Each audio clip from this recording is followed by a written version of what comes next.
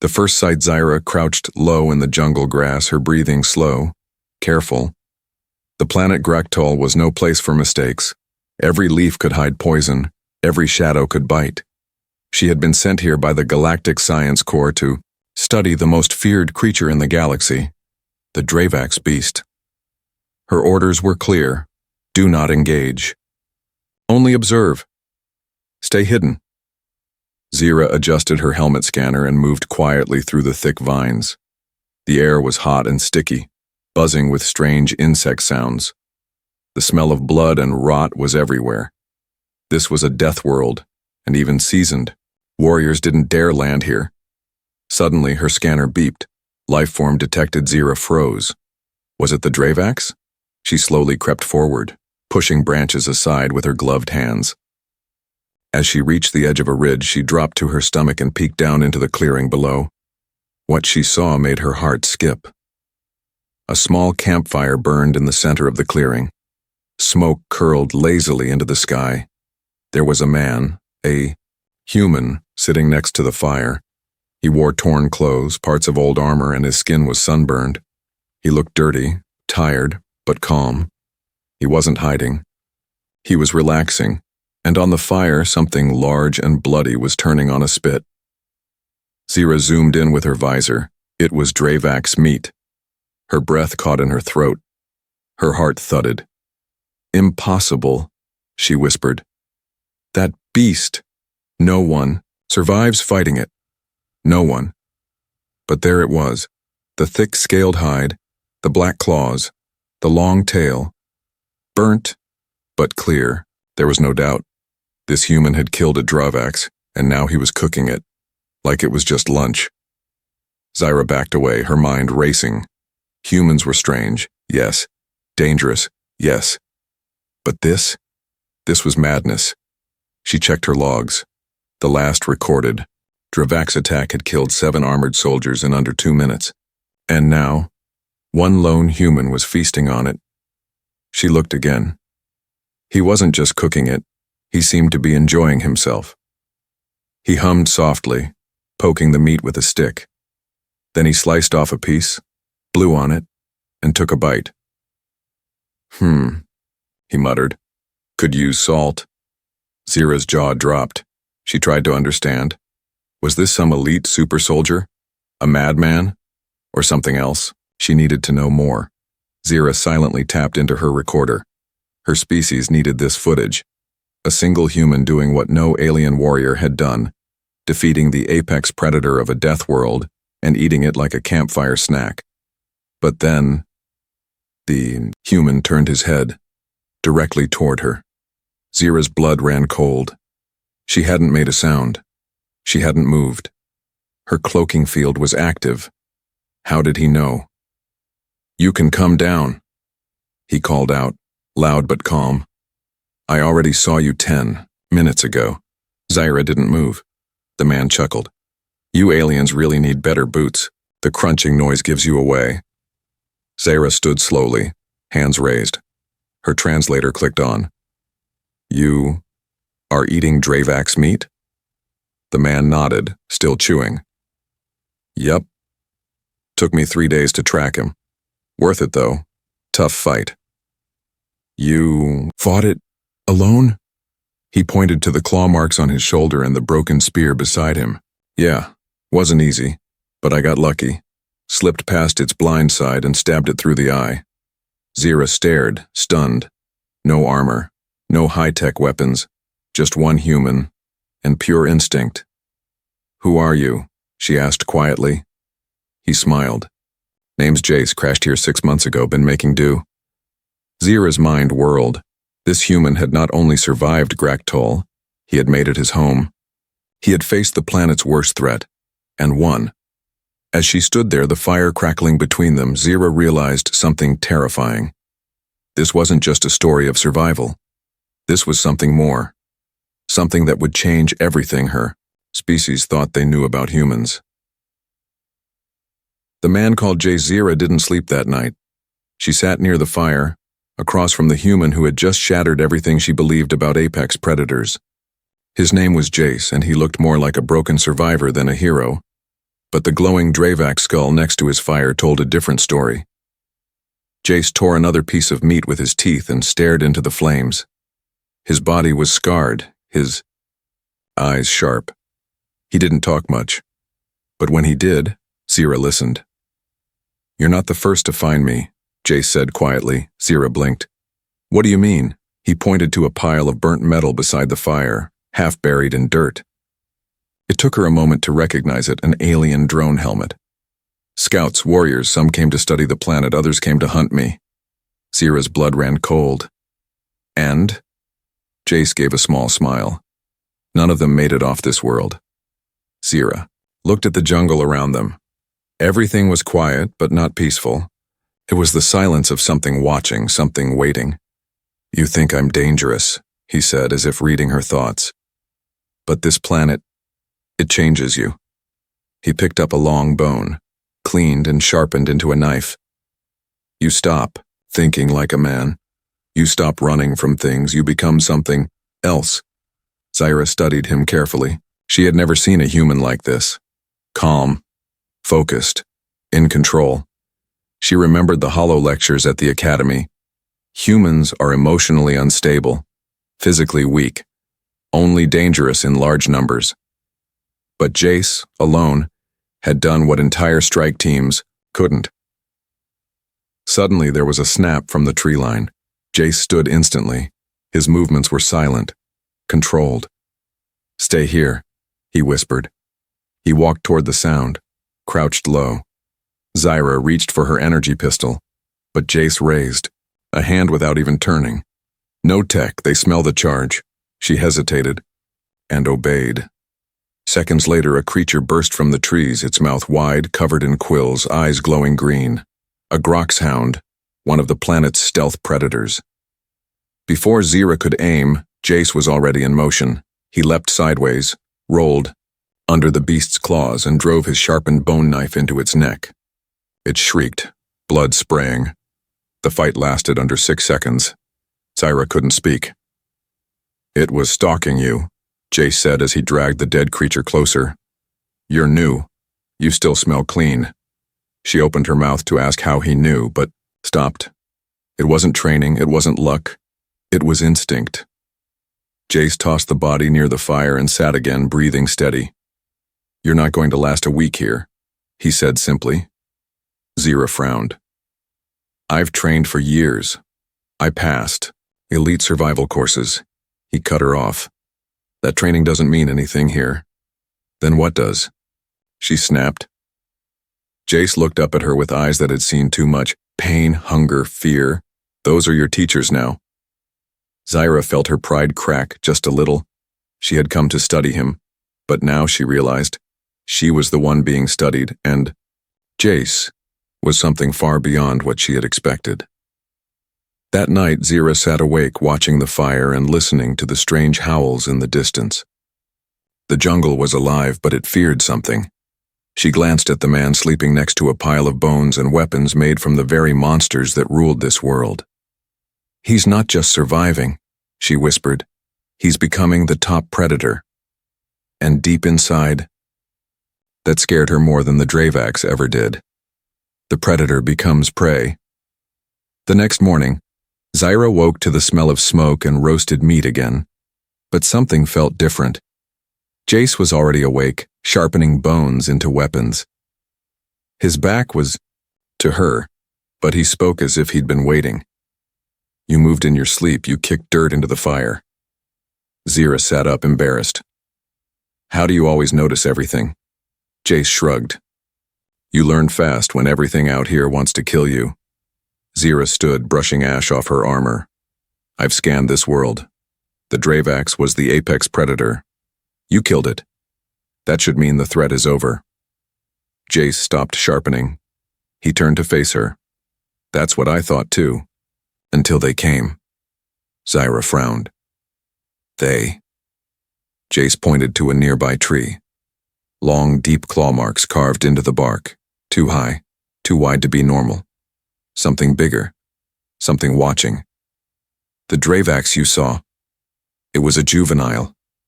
Zira's stomach dropped. She opened her scanner and replayed the footage. The creature Jace had killed was massive, yet he was saying it was young? Jace nodded slowly. The big ones stay deeper in the jungle. The old ones don't chase, they wait, they watch. And now they're watching us. Zira felt the hairs on her neck rise. You mean we're being hunted? Jace tossed her a bone knife. No, we're being tested.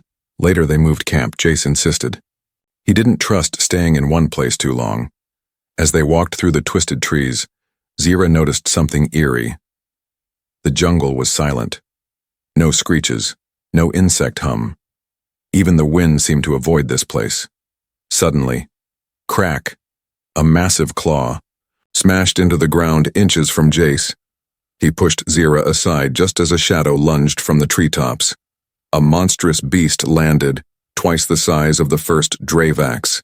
Its black skin shimmered with armor-like plates. Its eyes locked onto Jace, not Zira. It wanted him. Jace didn't run. This is the one I felt last week, he whispered.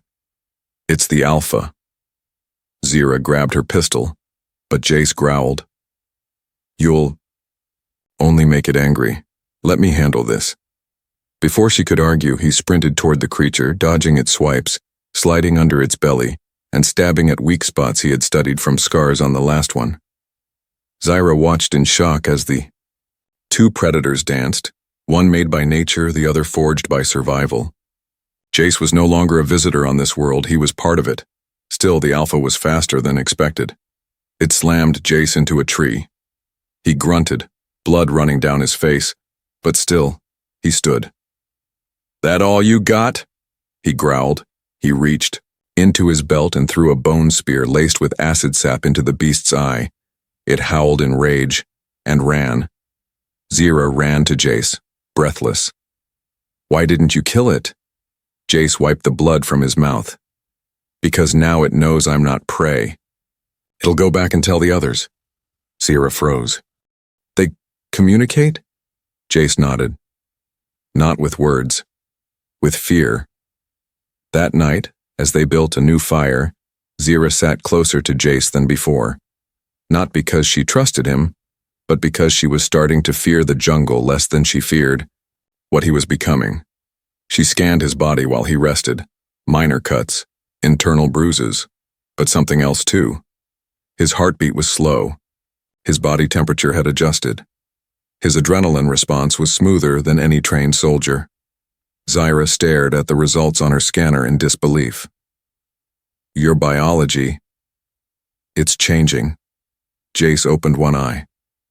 Of course it is. You can't beat monsters by staying human. He turned away and went back to sleep while Zira stared at him, realizing for the first time, the real predator wasn't the Dravax anymore. It was the human sitting calmly by the fire. Night of the Alpha hunt. The jungle was breathing. Zira could feel it, alive and angry. The trees swayed not from the wind, but from something heavy moving among them. Shadows flickered across the moonlit floor. Jace's campfire crackled softly, but its warmth felt small against the growing chill in her bones.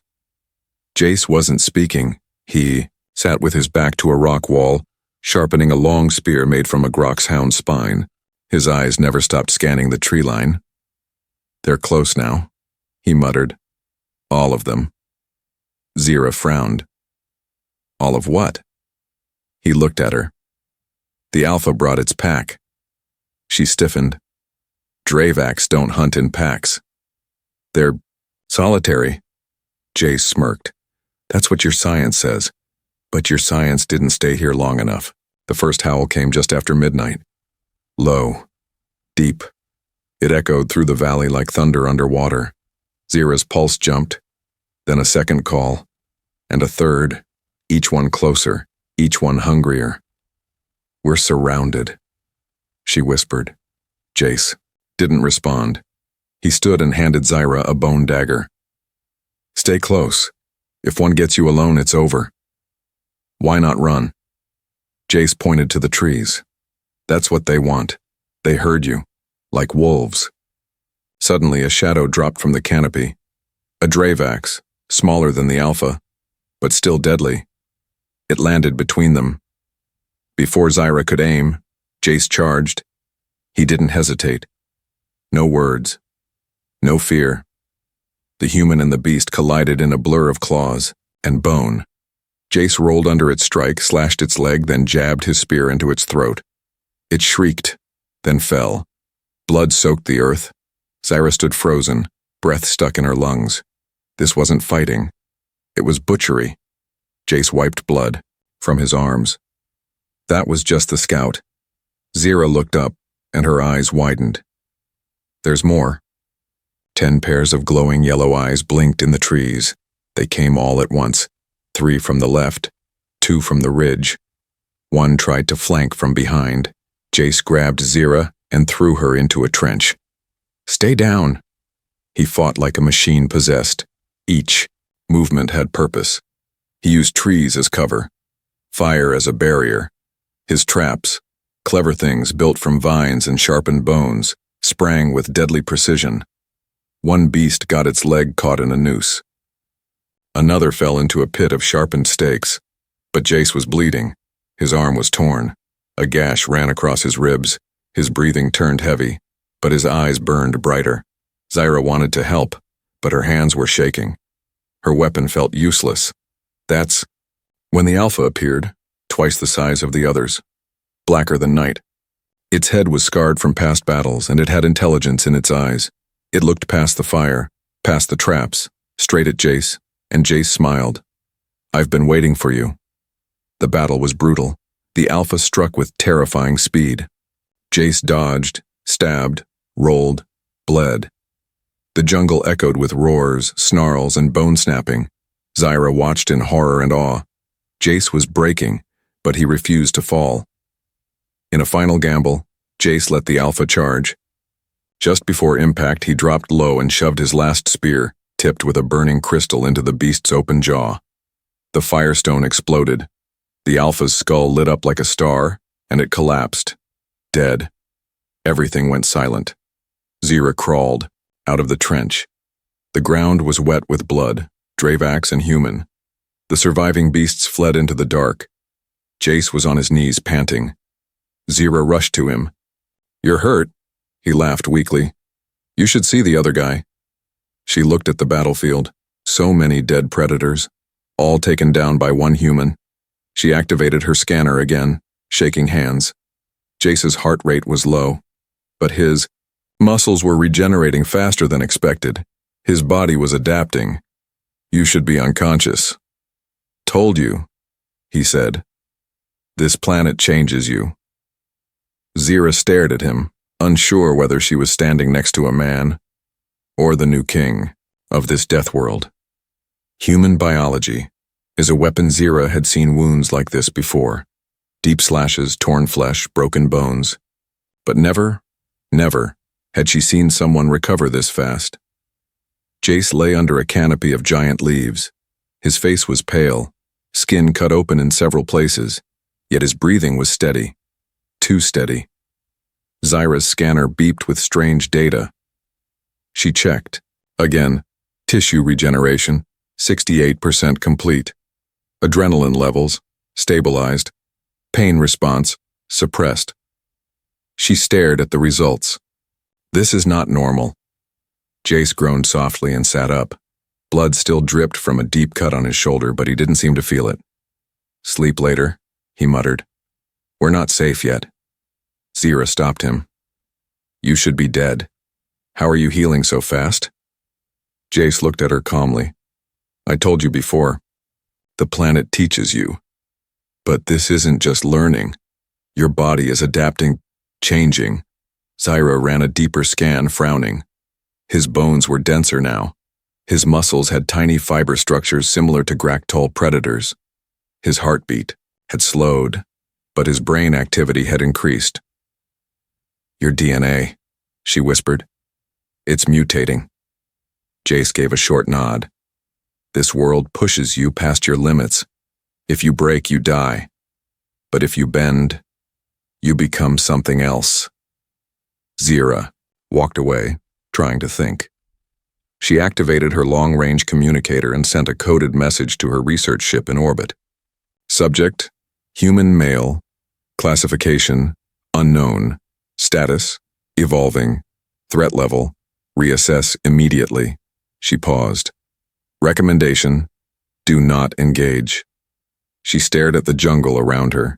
It felt different now, not just deadly, but alive. And connected to him.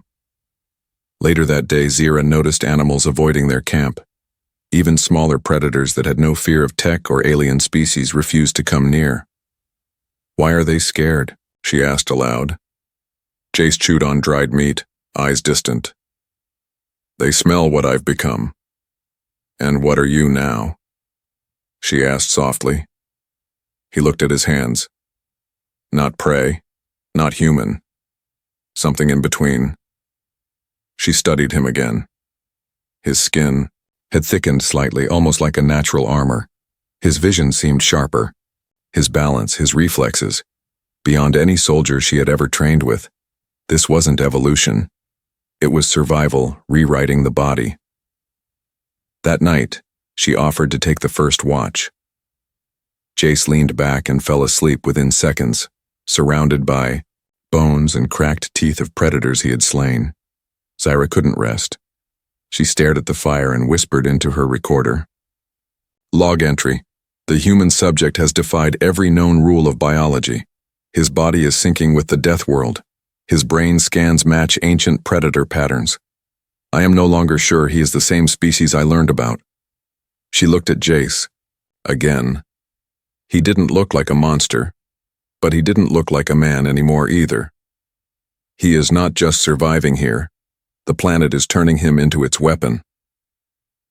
At dawn, they moved camp again. As they walked, Jace paused near a glowing plant. Zira saw him touch the leaves carefully, then break off a pod and smear the sap on one of his wounds. The skin sealed instantly. You know which ones heal? Zira asked. He nodded. The jungle speaks. You just have to listen long enough. Zira stared at the plant, then at him. He didn't conquer the death world. He had become part of it. They stopped by a river. Jace crouched to drink from the toxic water and didn't get sick. Zira scanned it. Pure acid to any known species. Your organs are adapting to the toxins, she whispered. Jace just smiled. Told you. Pain is a better teacher than any book. That night, Zira sat alone watching the stars. Her people believed humans were reckless, loud, chaotic.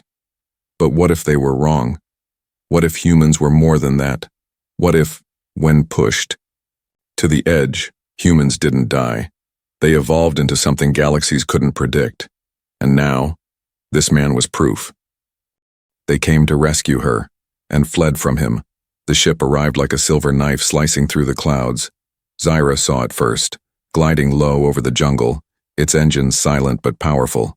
A standard galactic rescue cruiser. The signal had been received. They came for me, she whispered. Jace stood beside her, arms crossed. I figured they would. The ship hovered, then slowly descended into the clearing. Grass flattened beneath it. Vents hissed. 3 armored soldiers stepped out, each wearing black combat suits with plasma rifles on their backs. Zira ran toward them. Lieutenant Zira, Science Scout Division, she said quickly. Mission success. I found a live human. The commander raised a hand to silence her. He wasn't looking at her. His eyes were locked on Jace. He tapped his visor. Scan him. One of the soldiers pointed a scanner toward Jace. Lights flickered. Beeps echoed. The results made all 3 soldiers stiffen. Sir, his DNA isn't fully human. Repeat that, the commander said, his voice sharp. He's changing. Muscle density, organ structure. Even his nervous system is hybridizing. With what? The soldier hesitated. With the ecosystem. His body is fusing with the planet's biology. Zira stepped in. He's still human. He saved my life more than once. He killed a full Dravax Alpha, alone. But the commander's face was hard. He's unstable, dangerous. This isn't a rescue. It's a threat extraction. Jace raised an eyebrow. You really gonna try that? The soldiers spread out, weapons drawn. The commander spoke coldly. Stand down. You will be sedated and transported for containment. Jace didn't move. His hands stayed by his side, calm, focused. Zira stepped in front of him. He's not the enemy. But it was too late. One of the soldiers fired a stun bolt. Jace moved. He dodged the blast effortlessly, dashed forward, and knocked the rifle out of the soldier's hands before slamming him into a tree. The other two fired. Jace vanished into the jungle. Screams followed. Branches snapped. Leaves exploded. One by one, the soldiers were taken down, not killed, just disarmed and humiliated. The last one crawled out of the brush, his armor cracked open. The commander turned white. What is he? Zira answered quietly. The reason the predators stopped hunting. He became the king of this world. Suddenly, Jace stepped back into the clearing. Calm, bloody, alive. He tossed the commander's rifle at his feet. You're lucky I still remember how to be human. The commander raised his hands. What do you want? Jace looked at Zira. She's not going with you. Zira blinked. Wait, what? Jace turned to her.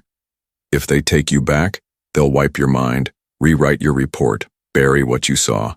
They'll never let the galaxy know what I've become. And what have you become? Zira asked. Jace stepped closer. The wind picked up. The jungle rustled, watching. Something your galaxy wasn't ready for. The commander activated his communicator. HQ, abort mission. I repeat, abort. We're not extracting anything. We're leaving. Under whose authority? HQ asked. Under survival, the commander replied. The cruiser lifted off, within minutes vanishing into the clouds the same way it came. Zira stood beside Jace watching them go.